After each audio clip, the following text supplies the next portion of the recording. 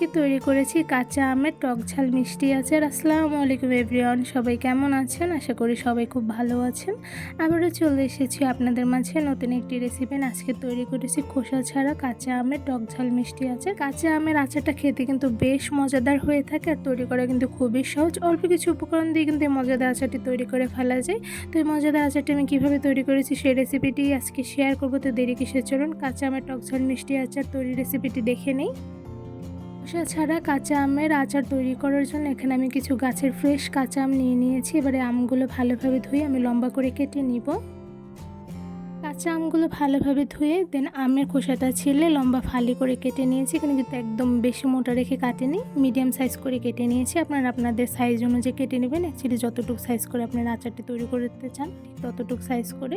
এবার এই আমগুলোর উপরে দিয়ে দিয়েছি 1 টেবিল চামচ লবণ আর সাথে দিয়ে দিয়েছি 1 টেবিল চামচ হলুদের গুঁড়ো। এবার ভালোভাবে হাতের সাহায্যে আমি আমগুলো মেখে নিব।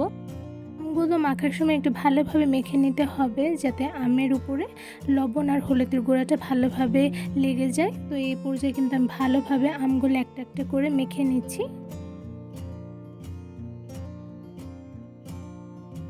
সবগুলো ফালি করে কেটে রাখা কাঁচা আমগুলো আমি ভালোভাবে লবণ আর হলুদের গুঁড়া দিয়ে মেখে নিয়েছি। আর আমের উপরে কিন্তু কিছুটা দাগ দাগ দিয়ে কেটে নিয়েছি যাতে লবণ আর হলুদের গুঁড়াটা ভালোভাবে ঢুকে যায় আমের মধ্যে। তো এই পর্যায়ে এখন এই আমগুলো কিন্তু মেখে নেওয়া হয়ে গেছে। এবার রোদে শুকাতে দিব। মেখে রাখা কাঁচা আমগুলো শুকানোর জন্য একটি ডালাতে আমি ভালোভাবে সাজিয়ে নিয়েছি আর সাজিয়ে আমি রোদে দিয়ে দিয়েছি শুকানোর জন্য। এবারে আমগুলো আমি 2 দিন সময় নিয়ে ভালোভাবে রোদে শুকিয়ে নিব। রোদে 2 দিন কাঁচা আমগুলো ভালোভাবে শুকানোর পর দেখতেই পাচ্ছেন আমগুলো কিন্তু খুব ভালোভাবে শুকিয়ে গিয়েছে। এবারে শুকানো আমগুলো দিয়ে আমি আমের আচার তৈরি করে নিব। আমের আচার তৈরি করার জন্য কড়াইতে দিয়ে দিচ্ছি 1 কাপ পরিমাণ সরিষার তেল আর সাথে দিয়ে দিব 1 টেবিল চামচ পাঁচফোড়ন। এবার পাঁচফোড়নটা একটু হালকা ভেজে নেব আর তার উপরে দিয়ে দিচ্ছি 1 টেবিল চামচ রসুন বাটা। এবার ভালোভাবে নেড়ে নিব।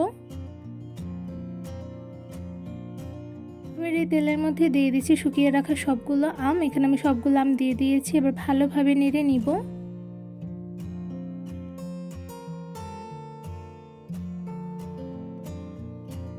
সবগুলো আম ভালোভাবে নেড়ে মশলাগুলোর সাথে মিশিয়ে নিয়েছি।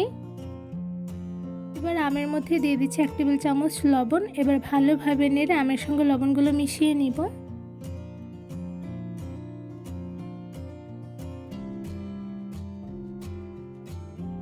তো ভালোভাবে নেড়ে নেওয়া হয়ে গিয়েছে। এবার এই আমের মধ্যে দিয়ে দিচ্ছি 1 টেবিল চামচ শুকনো লাল মরিচ। আপনারা যতটুকু পরিমাণে ঝাল খাবেন ঠিক সেই পরিমাণে দিয়ে দিবেন। এখানে আমি 1 টেবিল চামচ দিয়ে দিয়েছি। এবার ভালোভাবে একটু নেড়ে নিব।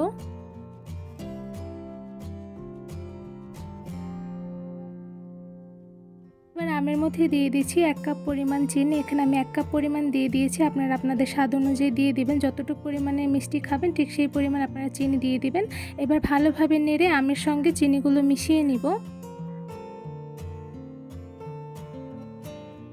এই তো আমের সঙ্গে চিনিগুলো আমি নেড়ে মিশিয়ে নিয়েছি।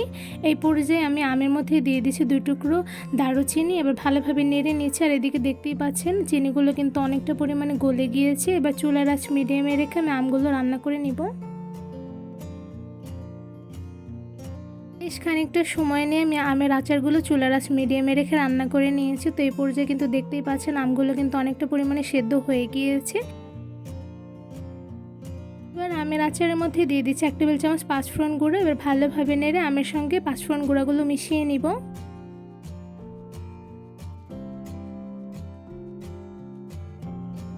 এই তো নেড়ে নেওয়া হয়ে গিয়েছে। এবার সাথে দিয়ে দিচ্ছি 1 টেবিল চামচ চিলি ফ্লেক্স। এবার চিলি ফ্লেক্সগুলো আমের সঙ্গে নেড়ে মিশিয়ে নিব। চিলি ফ্লেক্সগুলো কিন্তু মেশানো হয়ে গিয়েছে। সাথে কিন্তু 2 পিস এলাচও দিয়ে দিয়েছিলাম আচারের মধ্যে। এবার আচারের মধ্যে দিয়ে দিচ্ছি 1 টেবিল চামচ ভিনেগার। ভিনেগার দিলে কিন্তু আচারগুলো দীর্ঘদিন পর্যন্ত সংরক্ষণ করে রাখা যায়। এবার আমের আচারগুলো একটু নেড়ে নিচ্ছি আর কিছুটা সময় চুলার আঁচ মিডিয়ামে রেখে আমের আচারগুলো জাল করে রান্না করে নিব।